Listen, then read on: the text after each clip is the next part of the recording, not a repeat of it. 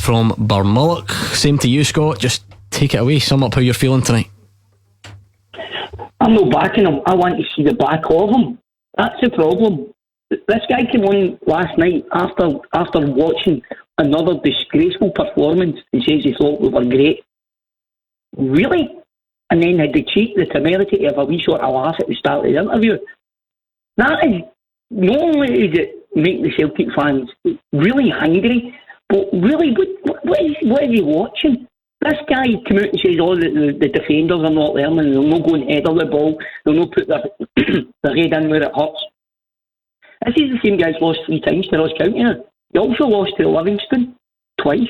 He's also lost to St Mirren in a League Cup semi-final, Hearts, League Cup semi-final, Kilmarnock final. All the games, all against lesser teams, all against teams that Celtic should have, and really should have won, and didn't. And last night again we watched an inept performance. Now you guys have already talked about having 3 strikers on the bench. Big Eddie's probably not going to be there next season, by the looks of it. Ryan Christie's probably not going to be there. Tom Rudgick's not going to be there. Yet all 3 of them started last night. What does that say to the guys that have come in last season, like Kamala, like Ajeti, that they can't get in the team, and there's 3 guys that probably won't beat the club next season are playing in front of them? And the managers, they're absolutely clueless. Gavin Strachan last night was standing showing Lee Griffiths this iPad thing. I'm convinced it was Netflix or something they were watching, because it wasn't tactics they were teaching. And Lee Griffiths didn't even look at it. Didn't even look at it. We've got a squad full of international players being coached by a guy that was coaching in the 3rd league in England. How do you get respect? How do these players even have any respect for that guy? I just don't get it. I don't get why we got him. Eventually, Hugh, Gavin Strachan's iPad or laptop or whatever it is will get put in the museum at Hampden, because I never thought we'd talk about an object like that so much. No, that's when you know the fans have got the scatter gun out and they're going for every target they can see. Now, the reason why Ajeti and Klimala don't go on is because they're hopeless. And Celtic have wasted their money on them in the same way that the goalkeeper cost £5 million. He wasn't even on the bench last night. Conor Hazard was on the bench. And Neil Lennon, you're talking about why are they there when they won't be there next season. Neil Lennon won't be there next season, but he's still picking the team. Celtic just have to totter on until the end of the season. And, I think Neil should think carefully. I know from personal experience, and Mark Wilson will know this too, Neil Lennon's a very clever guy. But right now, he's saying some very indiscreet things. He said after the game, we didn't play badly and I didn't think we deserved to lose. You can't tell the Celtic supporters that after a 1-0 defeat from Ross County, the 2nd defeat of the season to Ross County. And one final point on Neil Lennon about legacy. What Neil Lennon did as a Celtic player and the trophies he's won as a Celtic manager are there intact. Celtic sacked Billy McNeill twice. Is somebody going to tell me that Billy McNeill's legacy was tarnished in any way? I think not. Scott, you want to come back in? I'm sure you're giving it to Ajeti quite tight there by saying he's hopeless. The guy's no hopeless. He scored plenty of goals in Switzerland. See, in order for a player to get used, and the team to get used to the player, and the player to get used to the team, they need to start more than 2 games in the bounce. I remember when Mark McGee was at Celtic and Mark couldn't seem to get games, a run of games. In his last season with us, he managed to get a game because Frank McAvenny left and Andy Walker had quite a bad injury record. Now, I liken Ajeti to Frank to Mark McGee because the same sort of type of player. Needs to play, he's quite heavy looking, quite sort of robust looking. Needs to play games week in, week out. No 10 minutes off the bench here and there, or 5 minutes here, or 60 minutes and then taken off. If you don't give the guy, I don't know, a dozen games, he's no chance. Sorry, rubbish in the guy. The guy certainly had ability. He wouldn't have ended up at West Ham, and he certainly wouldn't have scored the goals he did in Switzerland. What's next then, Scott? Right, because I'm assuming you sound pretty angry tonight, but I'm assuming you've been like that for a couple of months. Is Neil Lennon going to be there till the end of the season, and you and your fellow Celtic fans are just going to have to take nights like last night on the chin? Is that what's happening, or is anything going to change between now and then?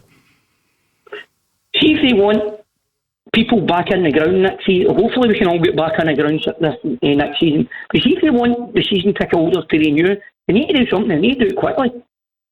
I was on a couple of weeks ago and I tried to make. I came on about one point and you just cut me off about the point I was going to make. I would have loved to see Martinez and Maloney. That would have been my dream, the dream team as you want to call it. That's who I would have took. I would have took them in a heartbeat, or I would have took Eddie Howe. That was the sort of three people that I thought. Now we're paying Neil Lennon £30,000 a year just now. He's not getting sweet money. It's not like back in the days of the biscuit tin. £30,000 a week to come out and have a wee laugh at the interview when there's thousands of Celtic fans absolutely apoplectic with rage. I must admit, I don't know what Neil Lennon's wage is. You may well be well informed on that, Scott. What's this idea about the interview? Because I've seen Paul has tweeted me something similar. Is that the way you see it? You feel like Neil Lennon wasn't? What, was he not taking it seriously enough? What do you mean by that? It was like a nervous. I don't know what you call it, a nervous laugh. What you call it that? I don't know. But the way he came on to it was like the first thing he did was have a laugh. I just couldn't believe it. I mean, that struck me. His wee laugh, his wee snigger struck me as a guy who actually can't believe what he's watching and probably thinks his luck is down that much that he can't believe that Celtic had these chances, didn't convert them. Ross County go up and score the one they've got. That struck me as that where it was. But I can understand Celtic fans looking at that after the performance and result and thinking the manager can't be doing that right after the game. He says they reverted to tippy-tappy football last night and it was driving him nuts. We played well. I have to say we played well. We didn't deserve to lose the game, so I can't whip them for that, but I can criticise them for really poor defensive play in one moment of the game that's cost us the result. We have no excuses for that. It's not COVID, or it's not a shutdown, or it's not we've lost players. There's a couple of injuries, here and there, but in the main we should have been more than comfortable tonight dealing with, especially the run we've been on. The confidence was good, but we revert back to playing tippy-toppy football at times. It drives me nuts. Now at the stage, Hugh, where, to be fair to Neil Lennon, people are hanging on his every word and picking it all apart. You seem to take issue with the fact that he said Celtic deserved to win the game last night.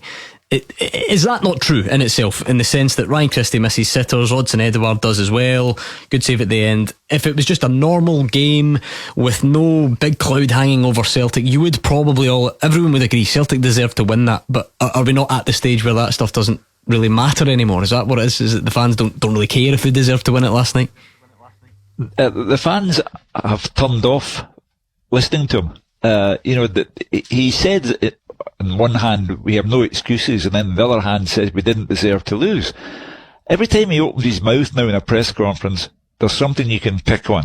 And it's been a theme of the season ever since the meltdown after Ferencváros.